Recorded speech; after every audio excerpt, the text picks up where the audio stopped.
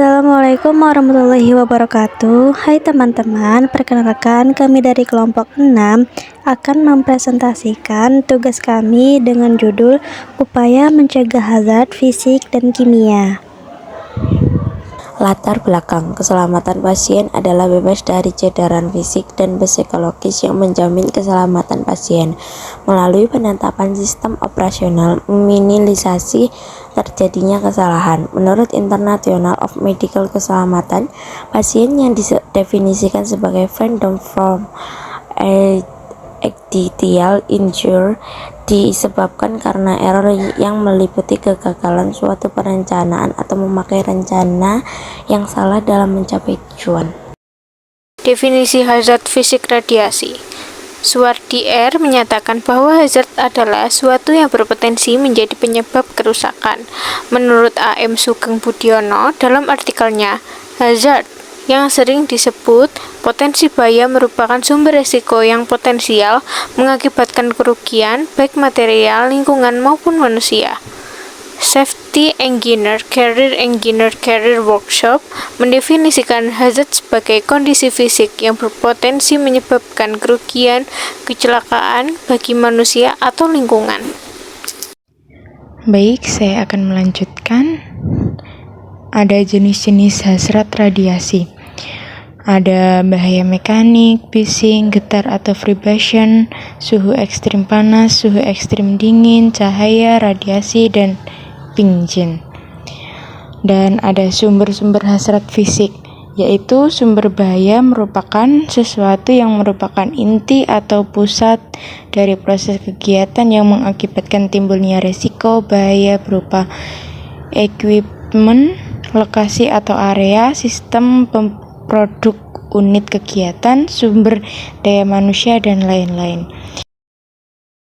Yang selanjutnya yaitu sumber-sumber bahaya berasal dari yang pertama, manusia, yang kedua peralatan, yang ketiga proses, yang keempat cara atau sikap kerja, yang kelima lingkungan kerja.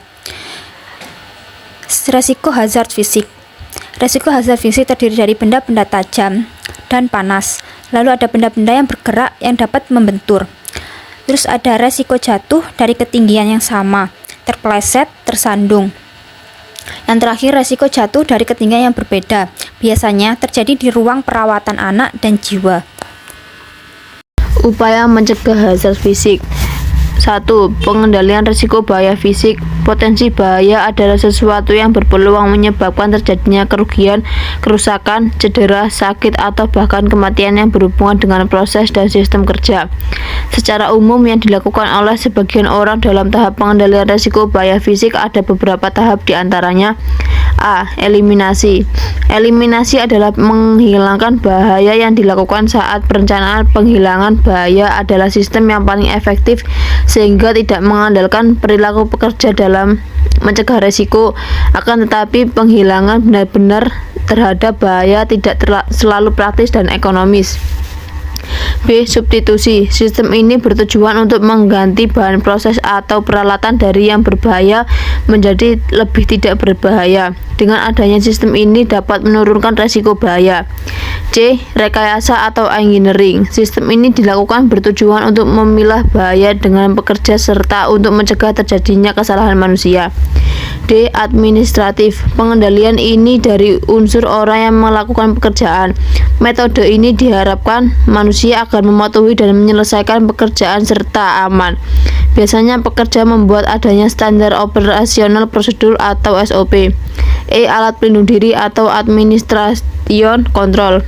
Alat pelindung diri yang digunakan untuk membatasi antar terpaparnya tubuh dengan potensi bahaya yang akan diterima oleh tubuh. Yang kedua, ada pedoman penerapan sistem K3. Yang pertama ada komitmen dan kebijakan. Artinya, perusahaan menunjukkan komitmennya terhadap keselamatan dan kesehatan kerja dengan menetapkan kebijakan, menyediakan sumber daya, menetapkan tanggung jawab yang jelas, menyusun perencanaan yang terkoordinasi, serta melakukan evaluasi dan tindak lanjut secara berkala.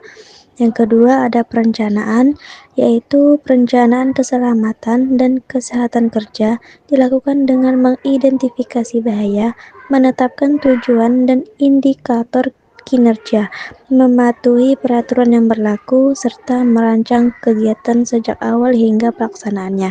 Yang ketiga ada penerapan, yang artinya penerapan keselamatan dan kesehatan kerja dilakukan dengan melibatkan personal yang kompeten, didukung oleh sarana, pelatihan, komunikasi, dokumentasi, serta pengelolaan risiko dan kesiapsiagaan terhadap keadaan darurat. Pengendalian resiko bahaya fisik di rumah sakit. A. Menggunakan alat pelindung diri, contohnya helm, kacamata, sepatu, pelindung tangan. B. Membuat isolasi kegiatan atau unsur-unsur yang berbahaya. C. Pengendalian cahaya di ruang laboratorium. D. Pengaturan ventilasi. E. Pengaturan jadwal kerja yang sesuai. Cukup sekian dan terima kasih yang telah menonton video ini. Semoga apa yang telah kami sampaikan bermanfaat dan kami mohon maaf jika ada kata-kata atau pembahasan yang kurang.